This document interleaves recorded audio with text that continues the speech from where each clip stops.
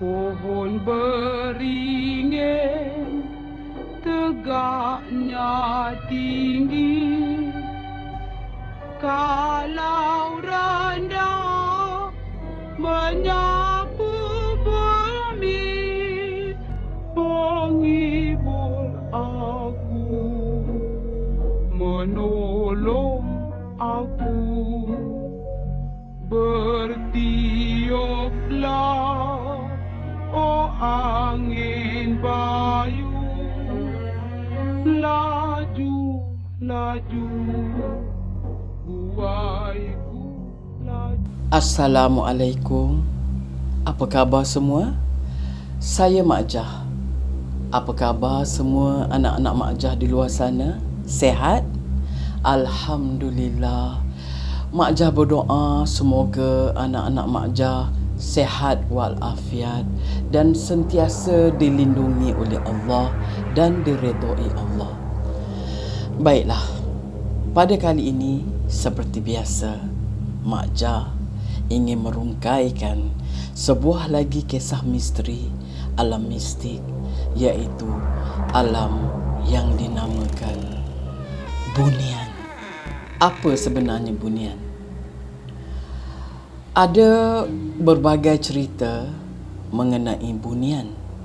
Ada yang menyatakan makhluk yang dipanggil bunian ini adalah sebangsa jin, iaitu jin yang tidak mengacau manusia, jin yang hidupnya bertramadun seperti manusia juga, iaitu berumah tangga, beranak pinak, ada raja dia dan ada rakyat jelata dia, ada tamadun seperti tamadun manusia dan berpakaian seperti pakaian manusia. Tetapi ada juga yang mengatakan bunian ini adalah sebenarnya manusia seperti kita, tetapi manusia yang konon ceritanya bermohon kepada Allah supaya diraibkan atau dihilangkan pandangannya daripada mata manusia seperti kita. Jadi maknanya mereka ini manusia, cumanya wujud mereka tidak kelihatan, diraibkan oleh Allah. Itu menurut sesetengah ceritanya.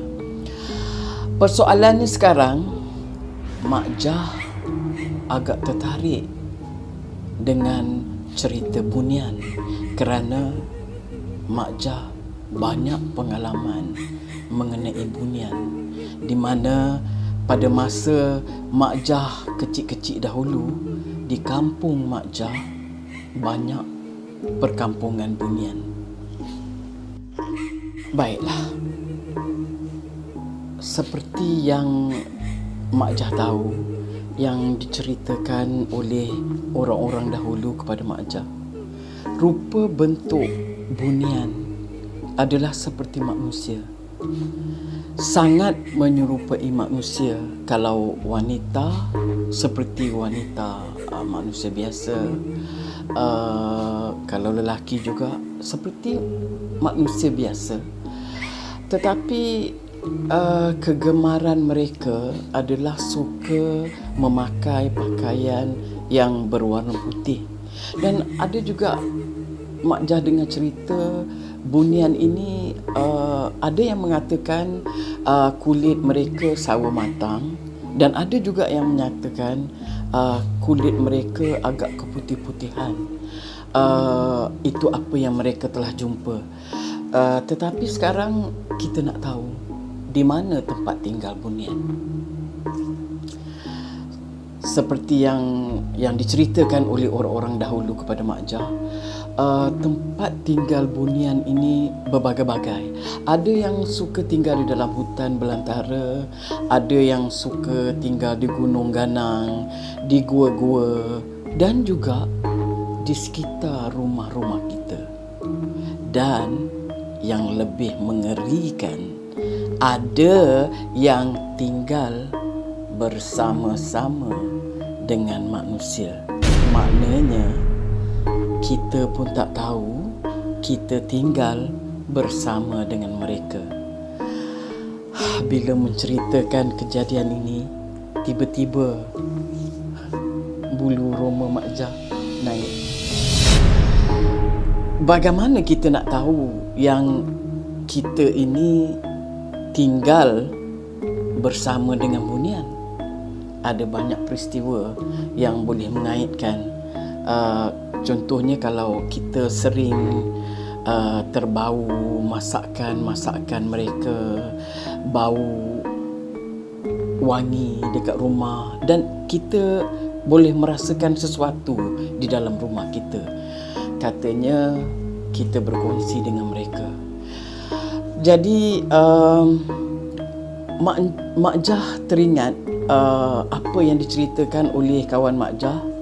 Dia kata dia pernah tinggal dengan bunian. Dia pernah pindah ke satu tempat di mana tempat itu mulanya dia pun tak tahu dia tinggal bersama dengan bunian.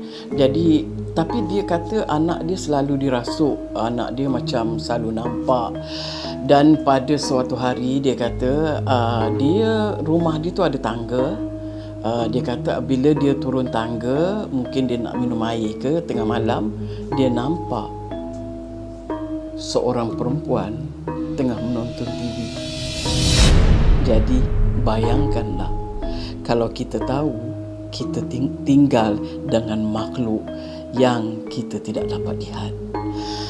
Sangat mengerikan. Baiklah, sekarang ni Mak Jah ingin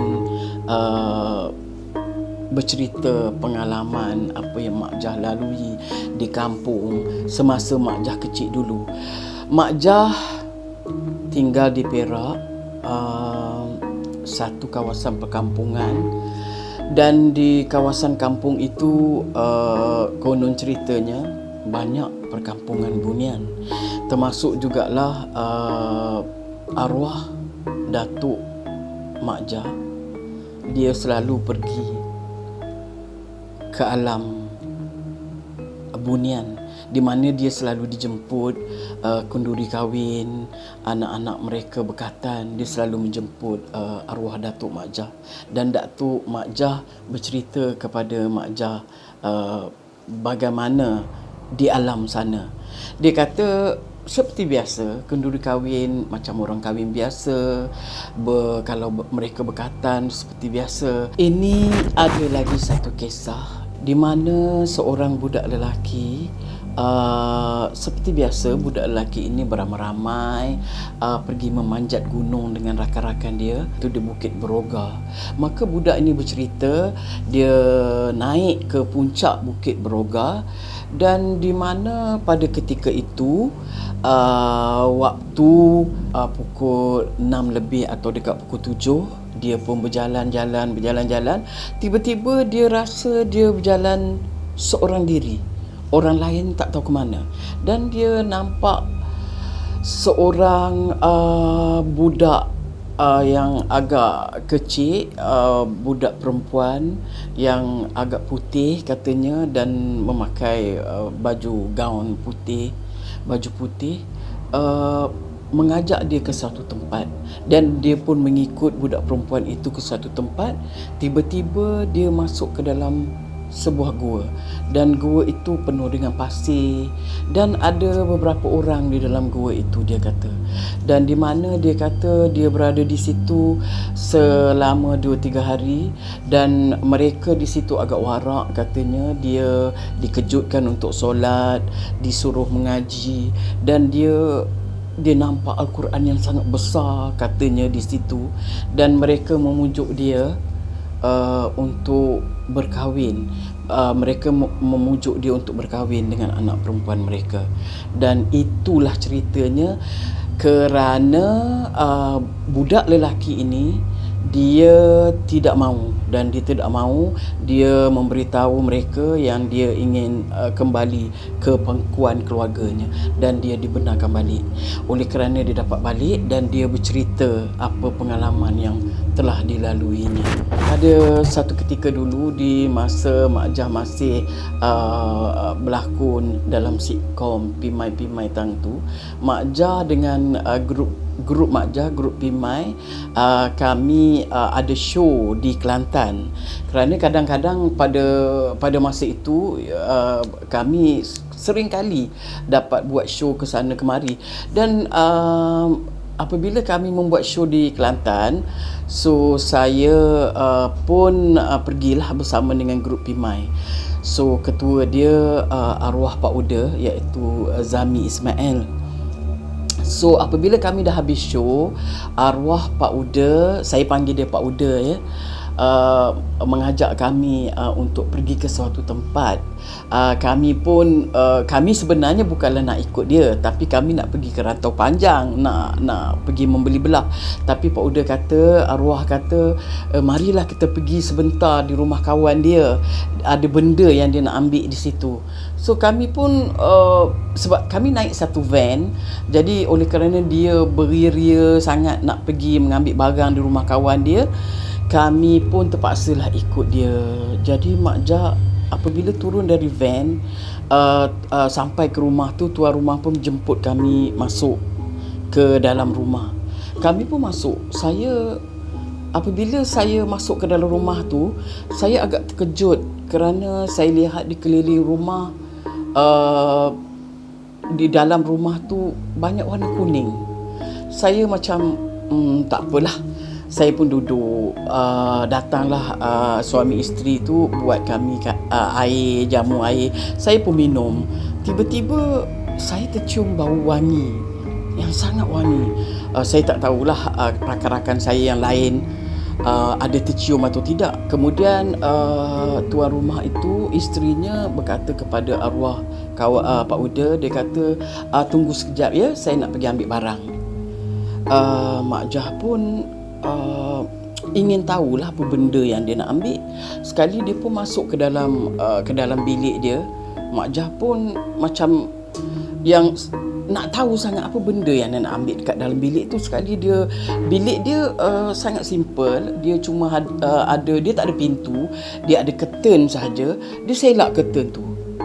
Mak Jah sangat terkejut tahu apa yang ada dekat dalam bilik tu. Dia macam hutan penuh dengan pokok-pokok. Bayangkanlah apabila dia selak curtain tu, bukan bilik tetapi dalam hutan. Saya macam banyak pokok-pokok. Saya macam apa benda ni? Tak apalah. Perempuan tu pun tutup balik curtain tu. Saya dan rakan-rakan saya di luar, kami diam sajalah.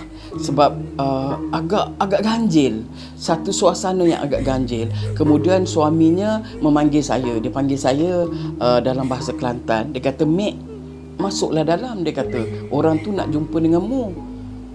Mak Jah macam terkejut. Mak Jah cakap dengan arwah Pak Uda, tak naklah masuk sebab saya takut.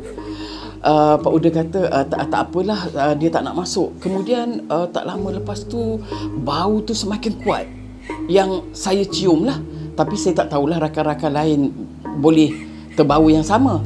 Kemudian perempuan tu keluar dengan satu dulang yang agak besar, macam besar jugalah, begitu tangan macam ni.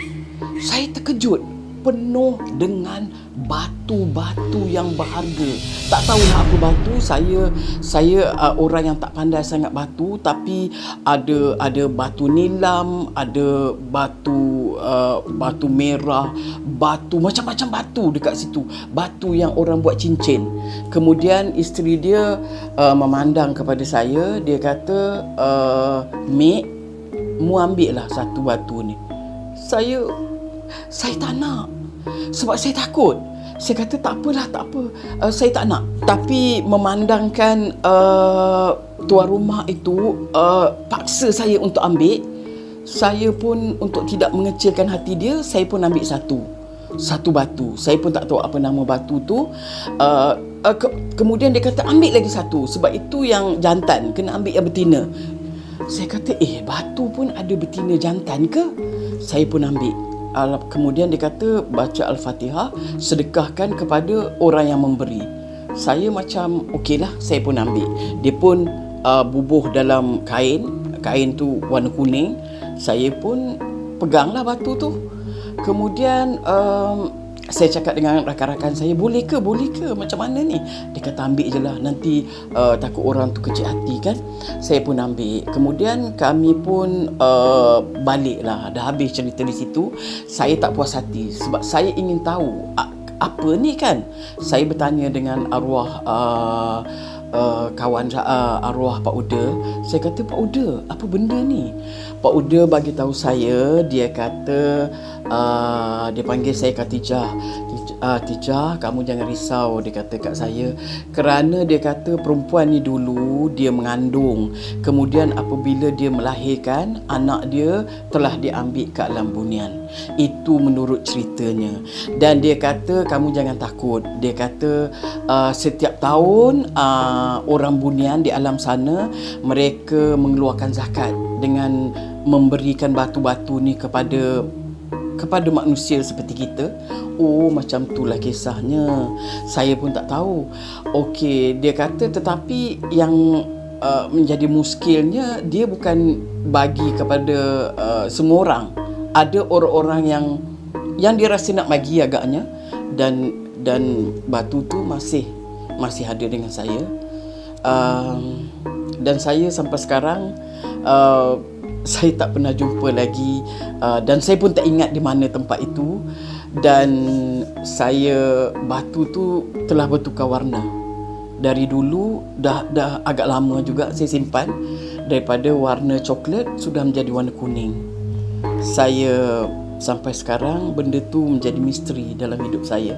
Tapi saya hanya bertawakal kepada Allah, kerana bagi saya setiap kejadian ada hikmahnya. Jadi itulah dia cerita daripada Mak Jah pada minggu ini.